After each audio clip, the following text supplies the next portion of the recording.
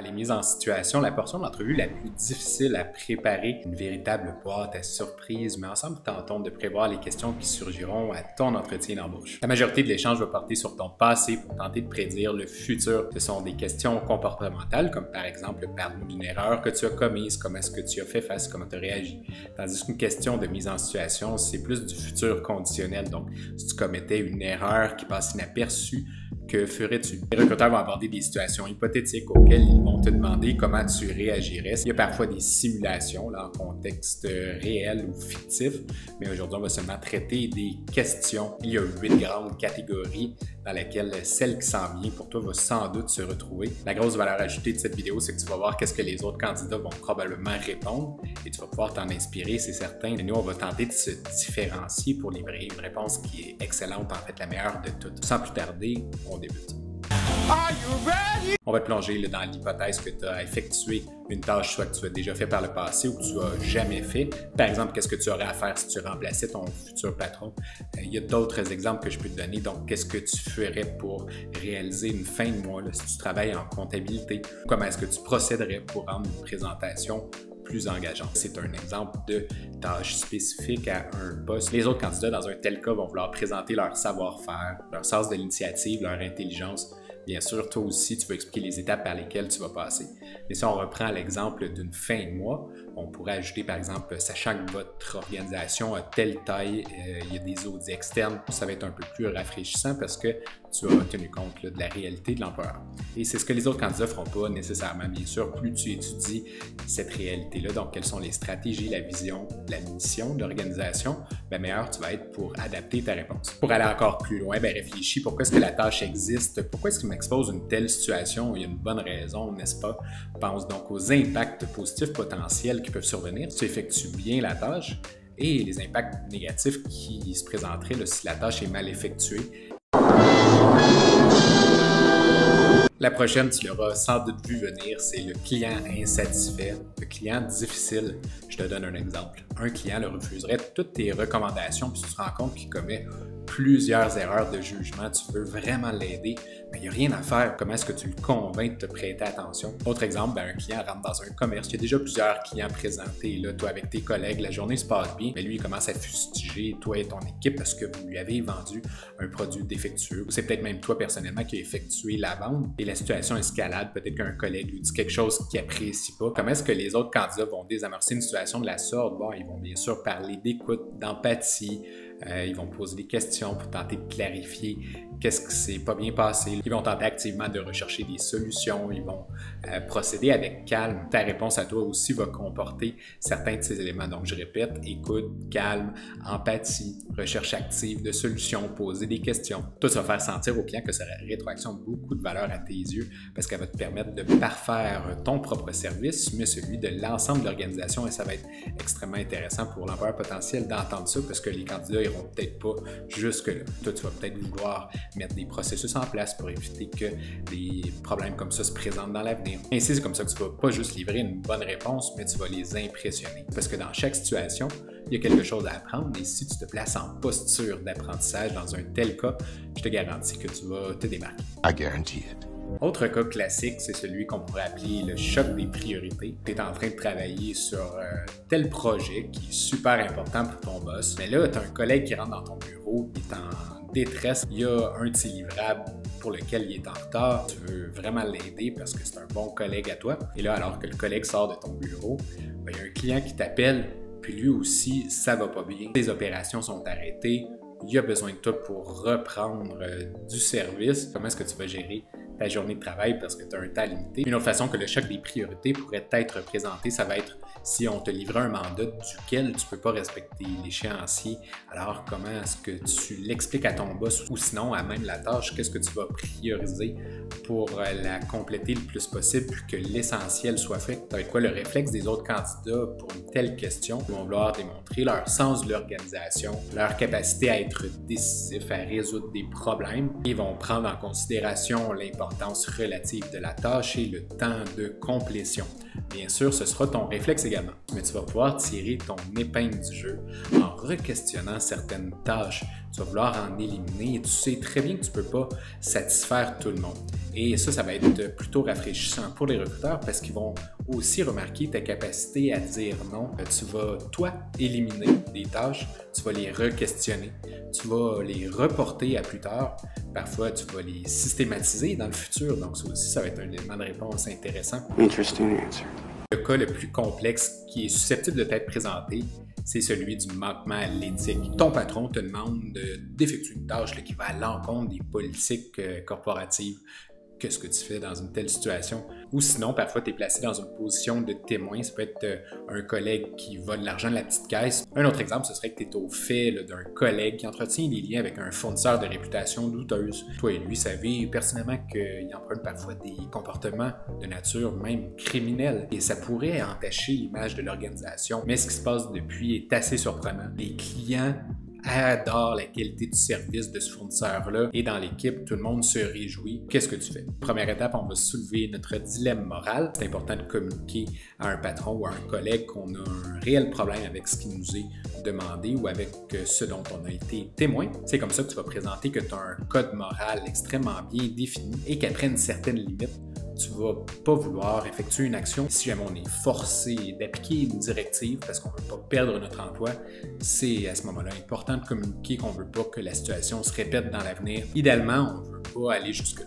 On veut présenter des solutions alternatives. La créativité, ta capacité à penser out of the box va être la bienvenue. Dans certains cas, on va carrément refuser d'effectuer une action. Parfois, on peut considérer de rapporter une situation à des échelons supérieurs. Sauf que là, c'est assez touché parce qu'on ne veut pas bypasser personne ou stouler un collègue, puis là, avoir une réputation dans l'entreprise qui est ternie à cause d'un tel geste.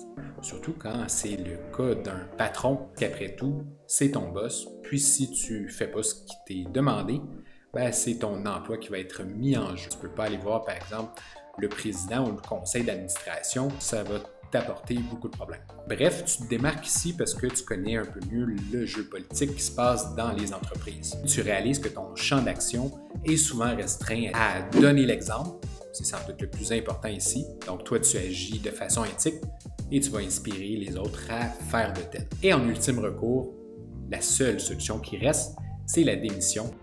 I resign.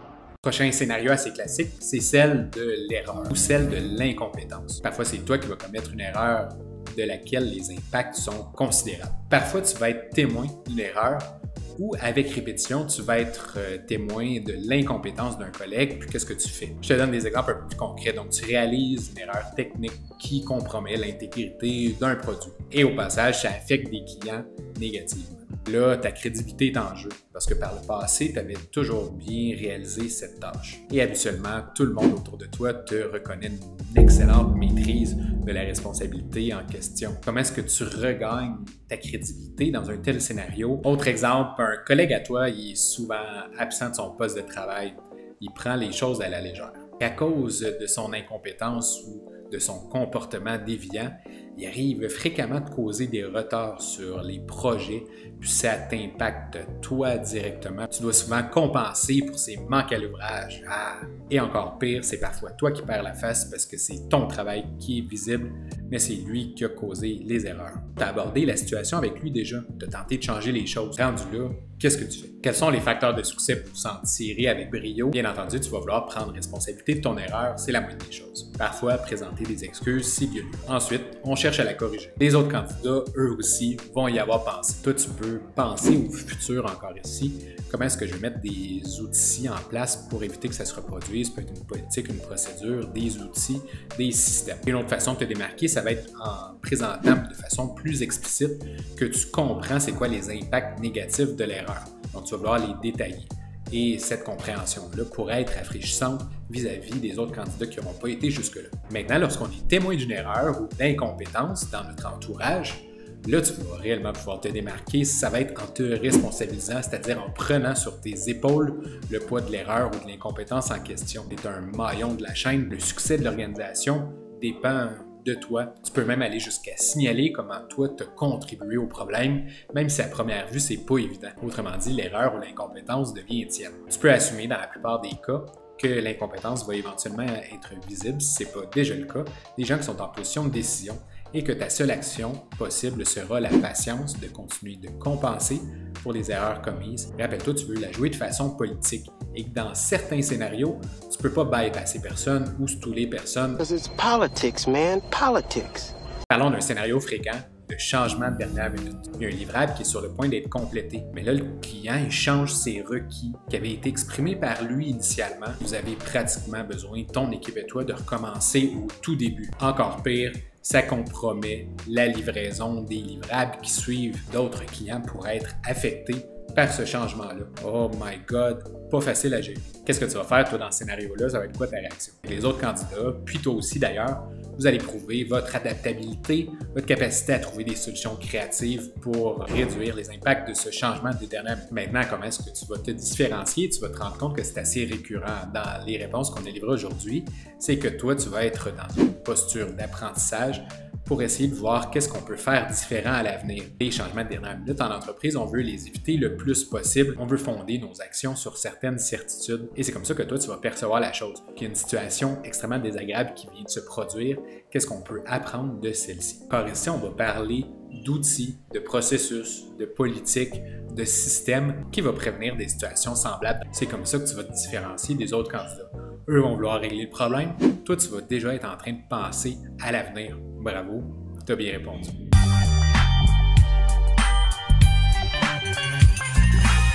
Autre cas pas trop évident à naviguer, ça va être le conflit, la mésentente, le désaccord, la critique à ton endroit peut-être, comment est-ce que tu fais pour gérer ça. Tu as une divergence de vues, d'opinion très majeure avec ton patron, par exemple, sur comment le gérer des requêtes en attente, comment est-ce que tu abordes la situation. Autre exemple, tu as un sous-traitant qui est super apprécié de tes collègues, tout le monde l'aime, mais pour une raison que tu ignores, on dirait que toi, il t'aime un petit peu moins. Avec le temps, il commence à emprunter des comportements qui sont désobligeants à ton endroit.